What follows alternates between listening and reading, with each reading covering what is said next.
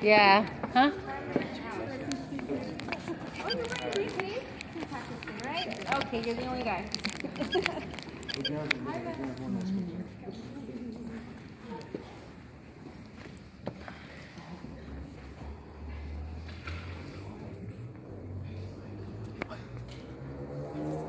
Hi, Don and Martha. Good to see you guys. Don and Martha is, we went with them, we met them actually in Israel, so when we used to go out to the missions, they used to take us around and introduce us to the places that, they used to inform us of everything that was going on in Israel. So they're part of our family and they're here visiting, so it's good to see you guys. Hopefully we can continue to do that. I know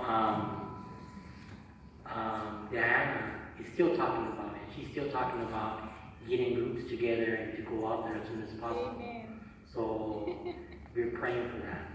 You know, I know that because after the second time we went to Israel, I was saying, okay, I'm going to take a break, and this year we're not going. It's like, it really did break my heart. You know, it was the emotion. I guess I was just tired, but when you really think about it, you never get tired of visiting Israel. So if you haven't been there and you want to make plans, then Don and Martha, I recommend them. Okay, we're going to, also I want to tell you guys something because Don and Martha are here. When I went to Israel, Pastor Hector asked me to give a study in Mount Carmel, and everything was so happening so fast that I wasn't able to get the study. And that stood with me, and today I'm here to give that study. You know? So it's like, I was thinking, Lord, what should I give the study on? And then I started going back through my notes, and then I said, wow, I never gave a study on this. So I started going through it again, and I said, yeah, this is definitely it. Okay, we're going to be in 1 Kings 18. Father God, we just thank you, Lord, for giving us a place to hear your word, Lord. We thank you for bringing Martha and Don here, Father. We see them there in good health, Father. We ask that you also continue to protect them and continue to bless them, and also Martha's daughter, Father, that you just continue to work in their lives, Lord, and everybody here continue to just put a hedge of protection around them also, Lord. There's so many things that are going on in our lives, and we just want to focus on you, keep our eyes on you, Lord, and not let the things of the world distract us, Lord. And we want to pray for New Zealand, what's going on with all those killings. There's up to 50 over there, Father. It's just, you know, that they get ministered to, Lord. I mean, they want to know why, and this is what the world does, Lord.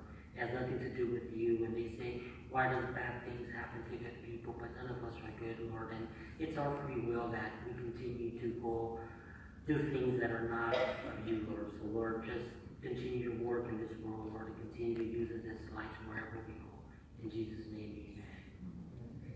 Okay, I'm going to start in verse 17. Okay. Then it happened that Ahab saw Elijah, and Ahab said to him, isn't that you, O trouble of Israel? Now, the reason he was telling him that is because Elijah, the prophet, was having a problem with Ahab and his prophets. They were blaming Elijah because of the drought. So Ahab was calling him the troublemaker, and the reason it wasn't raining, they were going through a drought, it was because of Elijah. So when he saw him, he right away called him a troublemaker. And I was thinking, is it a bad thing to be called a troublemaker? No, it's not, because both Jesus and Paul were also called troublemakers in Luke 23:5 and in Acts 16:20. To be a troublemaker for the Lord is not really you breaking a window or causing problems. It's just you telling people, your friends or family members, where you go that, you know, the way that they're living, it's not the way they should be living. And what happens is that a lot of our family members get insulted. And they, you know, and I've been called that before, where I've gone to birthday parties, and some of my family members or cousins try to avoid me because it said, oh, you know, all he does is come and bring division. You know, he wants to separate the family. And the reason they say that is because there's family members that are Christians. So we'll sit on one table, we'll start talking about the Lord, and it offends them. And when I was reading this, it kind of reminded me of that, you know, when the world does look at us, we are the troublemakers, not because we're doing things that we're not supposed to, but because we're serving the Lord, and, you know, it kind of offends people. So when I read that verse, it really brought that out to me. Verse 18, and then he answered, I have not troubled Israel, but you and your father's house have, in that you have forsaken the commandments of the Lord and have followed the Baal. Baal is the one God that they were following, but he was saying Baal because throughout the land they were building shrines and they were building, worshiping in their own ways. And this is the land of the Canaanites. And the way that they were serving God in one way and serving Baal in the other way, but they were serving him at the same time. So they were serving idols and different gods at the same time. And this confirms that Ahab still blamed Elijah because of the drought. Elijah set the record straight, and Israel is in trouble because Ahab has added his own adultery. And when he was implementing that it was okay or allowing them to worship different gods. And from Baal, we went to Baal because it was only getting worse and worse and worse. And sometimes we'll see that when we work in the workplaces, that we'll go to our co-worker and you'll see even some that have that God, I don't know really what his name is, that God that worships the drugs, the cartels, like it's called Valle Verde God or something like that it's called. And I've also seen that in other people's desks, and and I've asked, what is this? And he's like, oh well, that's the God of money. This is the God that's gonna help me make more money here at work. And there was also another one having a God. She had different saints on there. So I walked up to her desk and I put a fork next to her saints and I told her, keep this one here because this is the God of food. It's a fork. Made in China, just like your God, if you look underneath, they're all made in China. So I gave her something to think about, and she came and asked me later that, she opened up her eyes to something as simple as that. But, whatever the Lord puts in our heart, we pray about it, and whatever He puts in our heart, and it's okay to go out there. And then, of course, this is the part where they're going to consider you being a troublemaker because you're doing things for the Lord. We shouldn't be ashamed to do things for God. God is always going to use us for His glory. In verse 19, and therefore,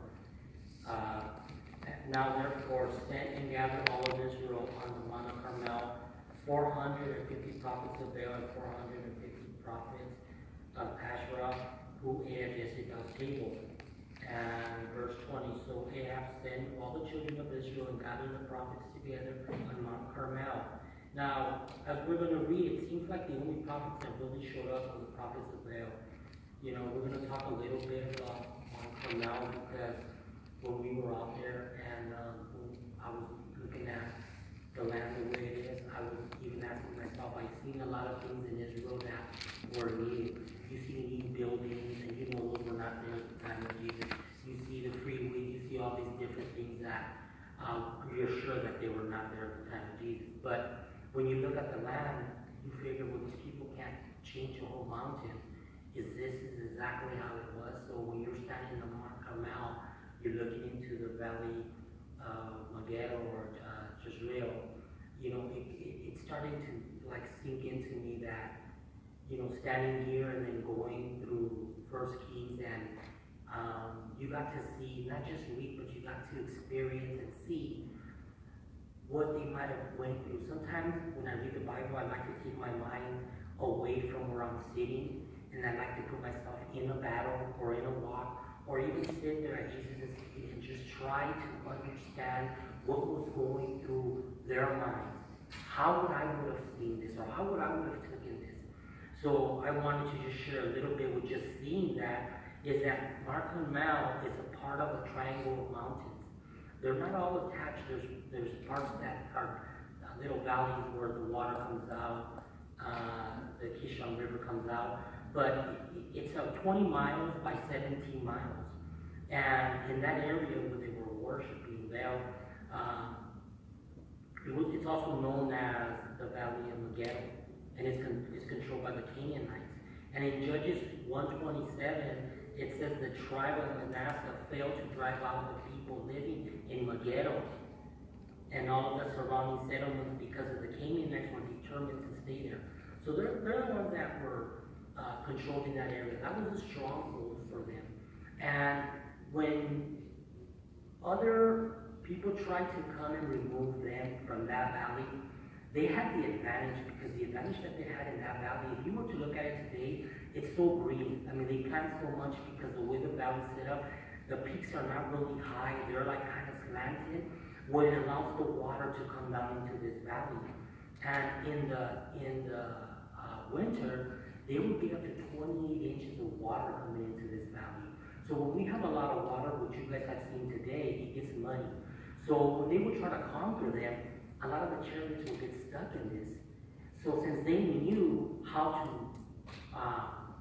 defend that valley, especially if you were attacking them in the winter time, you would fail. You weren't able to take that stronghold away from them. But something that I ran into when I was reading this is I was going through this, and there was 34 battles fought in this valley. So this valley wasn't new. It wasn't something that it happened for the first time. There was 34 other battles that were taking place in this area, this valley. And it's also known the Valley of Armageddon, and that's where you're going to have the war Magog, which talks about in Ezekiel 39 and Revelation 27 through 8. And this stronghold it's reading up on it. I caught on that in the time of Solomon, King David, they conquered it because they built a strong city in there. And then when you read 2 Samuel 11:1, it says, and it happened in the spring of the year when the kings go to battle. So if he went in the spring, it wasn't that he was going to have those problems with the mud, with able to go in there. So in the spring is when David, him always seeking the Lord, the spring was always a good time to go to war, because when you went and conquered other places, in the spring they had a lot of food. So when you went to city to city to city, you were able to not just conquer the city, but reap all the foods to replenish your army and to continue to move on to the next city, to the next city, to the next city. But what happened to the Germans when they tried to conquer Russia, and it snowed? Hitler's army, they almost took over Russia, but because it snowed and they were not prepared for that, they lost. So maybe if Hitler would have been reading the Bible, he would have had a better understanding of how to go to war. But, the Bible is definitely giving us answers and giving us, a way and also how to live our life. It's not just to go to war, but how to prepare ourselves and how to be with each other and how to be that light to others. I'm going to get out of there now. But it's a very beautiful place. It's all green. When we were out, we couldn't really see the Kidron River because there was a freeway. I know Don pointed out to us, but I couldn't really see it. I tried to look for it in a map that does show you, but it was probably really low, so we couldn't really see it. So we're going to go to verse 21. Then Elijah to all the people said, how long will you falter between two options? If the Lord is God, follow him, and Baal, then follow him. But the people did not answer, did not tell him a word. Now, here's like when you get caught with your hand in the cookie jar, and you're a Christian, and you're having to walk, and then you have a brother that comes up to you and says, I have a question for you. I saw you yesterday, you were over here all drunk, but then I saw you today, you're over here at church. Sometimes when we get called out on the things that we're doing or we're not supposed to be doing, we really don't want to answer to that. And this is what happened to them. They got called out and told them, you know what, you guys got to make up your mind. If you're going to follow God, follow God. If you're not going to follow God, don't follow God. Because you're doing two things. And something about us being Christians is that, it's very hard for us, to see our brothers stumbling and not saying nothing. We have to bring that correction. Because we bring that correction because it's always out of love. And if we don't, then it's something that when we hear that brother falling more or gone through harder trials, it kind of convicts us because as being a Christian, we were allowed to minister to that person and we didn't. Sometimes we hold back. And the Lord would always give us that second opportunity. I know in my life, the Lord has given me 4 or 5 opportunities for me to correct something with somebody and I don't do it. And the Lord literally has pushed me to actually do it. He puts me in a way where He doesn't give me a way out because He's telling me to do it. There's a reason for that, and only He knows. As time goes by, the brother can always come back and say, you know what? I thank you for that love that you're giving me. Because that correction always comes in love. And here, he's letting them know to make up their mind.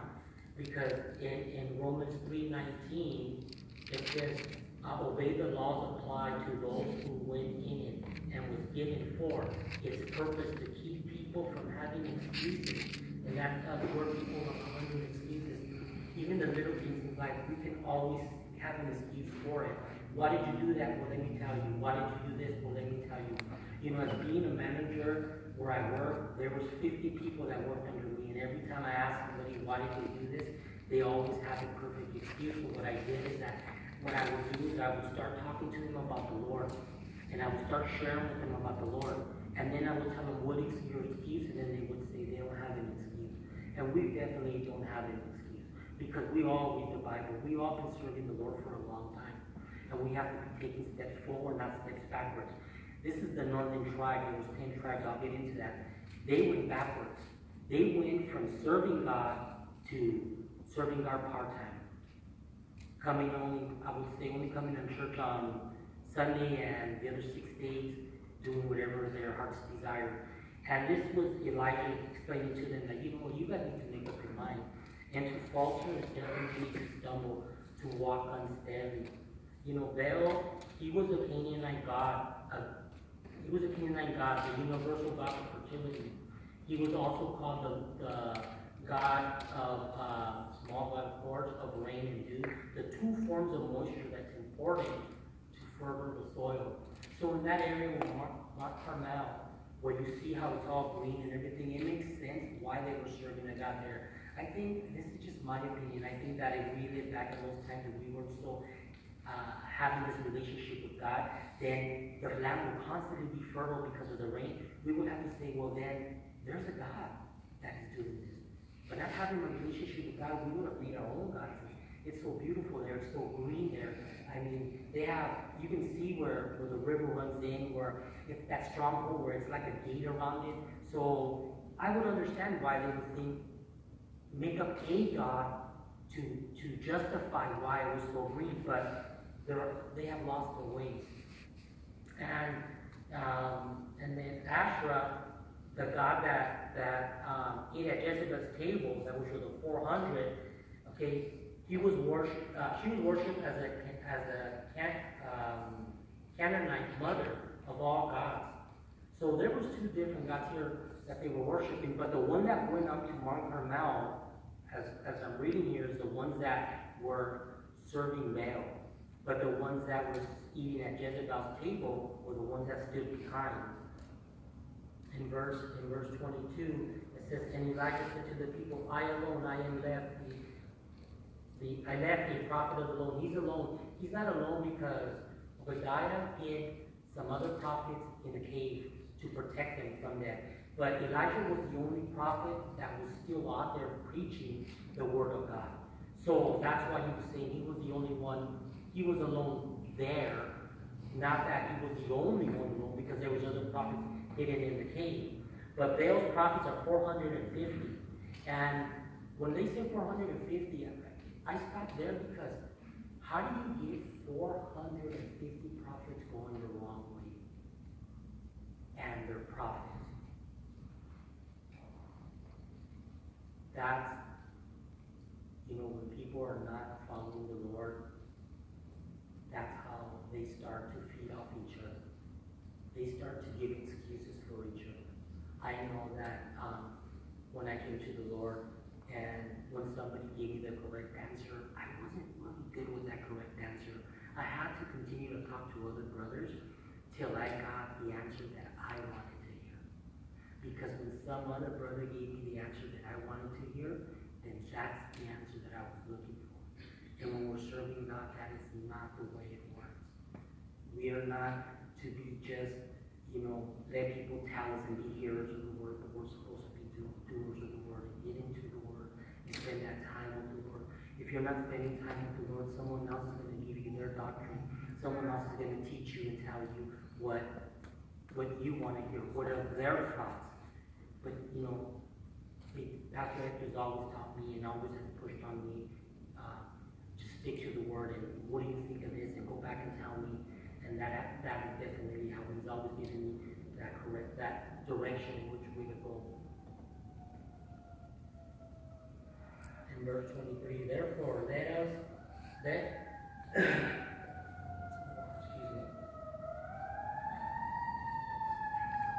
Therefore, let us give 2 bulls, and let them choose one for themselves, cut in pieces and lay on the wood, but put no fire under it. And I will prepare the other bull and lay on the wood and put no fire under it. Now, what was the purpose of that, giving it to them first? The purpose of him giving it to them first was because he didn't want them to feel that he was cheating. He didn't want them to feel that he was up to something. He said, you know what, you go ahead and pick it, and you go ahead and do whatever you're going to do with it. These are the things you need to do, and I'm going to get out of your way, because then they're going to say to you, wait a minute, you gave me this bull, and I took that one, or you gave me this wood, and I took that one. You gave me this spot, and I took that one. The reason he wanted them to do everything first was so they don't say that he planned it. He had already planned this out and start having doubt. He let them pick and do whatever they wanted to do.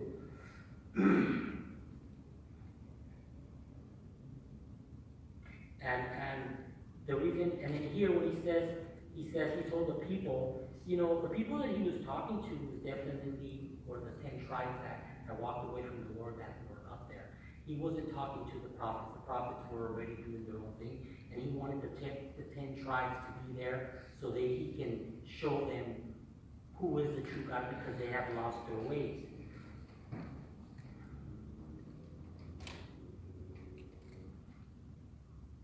Because all of this happened, started to happen because Solomon, he had 1,000 wives. And many of them were foreigners. And they were serving their own gods. So when he married them, or there was concubines and he had them, they were worshiping God their way. So they brought that into the land. Their worship was brought into the land. And this got the Lord really upset, and it caused a civil war in Israel that resulted the kingdoms to be divided between the north and the south. Okay? And the south kingdom was in 2 tribes, and they remained faithful to the Lord, and they moved from the north to the south because they didn't want to serve pagan gods.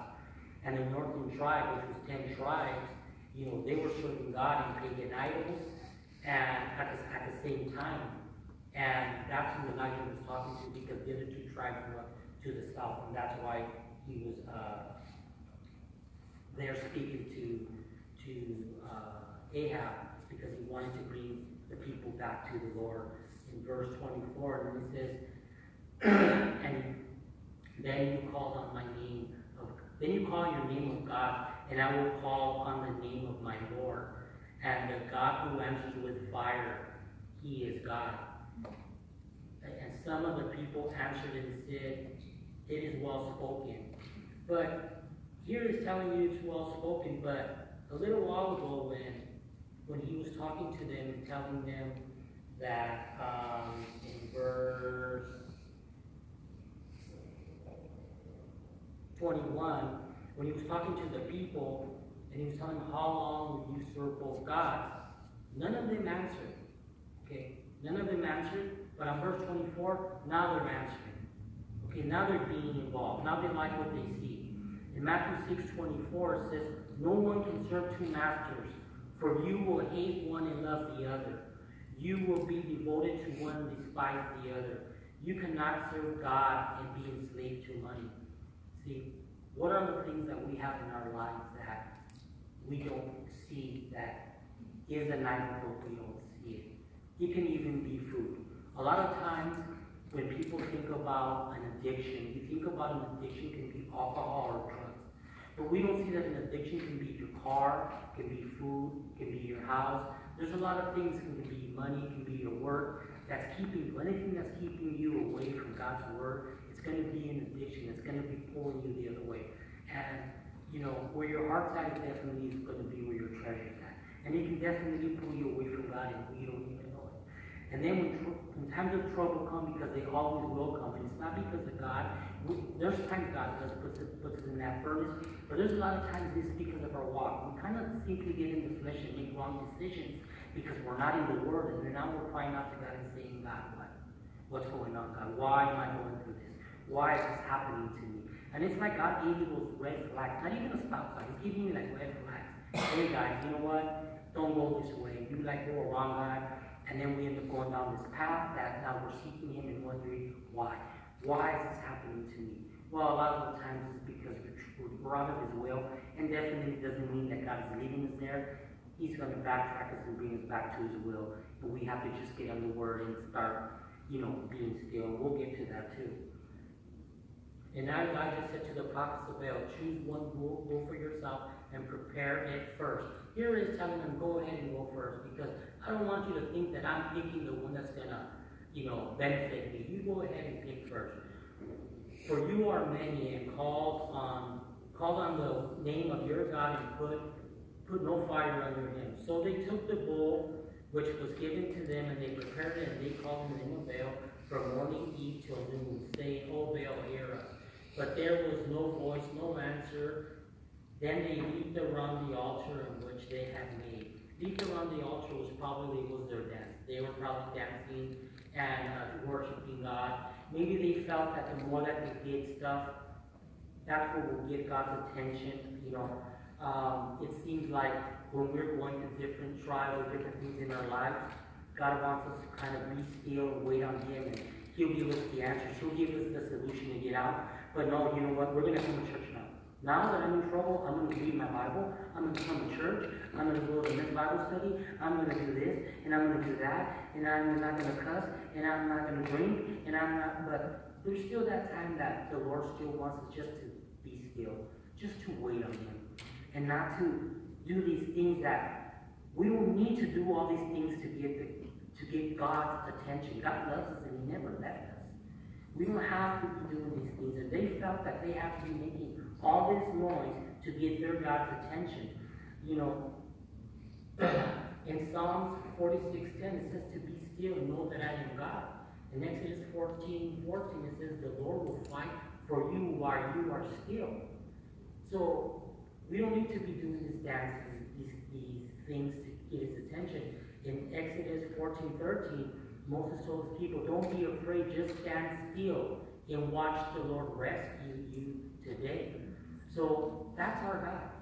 He never leaves us in any situation that we put ourselves in. He's always going to be there for us. In verse 27, and so it was the noon that Elijah mocked them and said, cry out loud, for He is God. He's telling them, either He is meditating, He's busy, He's in a journey, perhaps He's asleep and He must be awakened. Now He's mocking them because their God is not giving Him, they're not getting the results that they want. And when I was reading that in Psalms 2:4, it says, but the one who rules in heavens laughs. The Lord scoffs at them. And scoffs is mocking. And it's the same thing with Elijah was doing, mocking. That's not the way we serve God. We don't have to stand in our head and do somersaults or come to church and just come back one day. We need to rebuild our relationship with Him constantly. It isn't there. It's always an opportunity. Every day is a new day that He gives us, and every day is a new day that we can rebuild our relationship with Him. This kind of also reminded me because I know that, when you've given the gospel to your friends and family, and even at work, co-workers, this is the same. I can just imagine how those prophets of Baal felt, probably getting angry or probably being upset, but I know that it kind of bothered me, not to a point where I said I didn't understand when I was a new Christian that you would be mocked when you gave the gospel to unsaved people. You gave the gospel to them, they would tease you, mock you, call you altar boy, call you names. And I remember at work going through that, and one thing that instantly the Lord put in my heart was that when my boss started saying, guys, he says, come here. You see that guy right there? And I was maybe about 10 feet away from him. He says, look, he's an altar boy.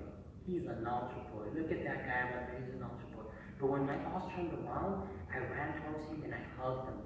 And then he says, "Get off me." He called me words that I'd rather not say. And then I looked at him and then he says, "Get off me." And I didn't let him go. I kept pushing him harder. And then he finally pushed me off him and I told him, "Thank you. Thank you for telling them that if they want to hear the word of God, that's why I'm here." But he was making fun of me, calling me an altar boy, but the Lord immediately gave me that peace and says, "You know what, thank you." Because even though he's making fun of me in front of everybody, whoever wants to hear the word of God will come to you. A couple of weeks later, there was a guy at work that he was all full of tattoos, and I was maybe about 30 feet from him, and then he tells me, "Hey, Ivan." And I said, "Yeah." He goes, "Come here." And then I looked at him and I go, "No." And he says, "Come here." And I go, "No." But then he started doing this. "Come here." And I said, "Oh." He says, "Okay." He starts walking towards me. When he started walking towards me, I started walking towards him, and then when we met up in the middle of the train tracks, he says, he looks around, and he says, "I need God." And then it reminded me of what my boss had done. It reminded me. So, to my understanding, it was, why is my boss doing this? Why am I going through this trial? It wasn't even a trial. I think just anything that brings us out of our comfort zone is a trial. It isn't a trial. I'm going through a trial now being up here, whether you it or not. Pastor Richard says, you guys go, you get all nervous, you get all jittery, I can't even talk, I have water, and it's, but it's not. These things are growing pains. We need to go through this to get us out of our bubble. I remember the church I used to go to, the pastor says, "Okay, we gotta pray." And when he made the groups get together, the whole congregations to pray, I would say about 100 people from all over the sanctuary got up and walked out because they would want to pray. And I wanted to get up and walk out because the enemy was telling me, "See, this is how you get 450 prophets, because it's the enemy working." And I realized one thing, and I didn't realize it before, is that the enemy, he works out there, but he works more harder in here. He's in here, not out there. And we think that when we're in here, we're good. But then someone hurts your feelings, someone offends you, someone does something, and the enemy gets a stronghold of that and tells you, "See, leave the church. You don't need to be there. They're all hypocrites." It's not it. Everybody, one thing that I learned, that all of us, we're all guilty of one thing, that we're in love with the thief. Pastor Hector says like this, we're in love with the thief, Jesus, because he stole our heart. Okay? That's what we're in love with. He stole our hearts. And we do this because he loves us and we love him, and he gives us that peace. He gives us, we're different, we're a new creation. I know where I came from, I know where you guys came from. Who you used to be is not the same person who you are today. And it's all because of him. I'm definitely going up to this. Okay, verse 27. And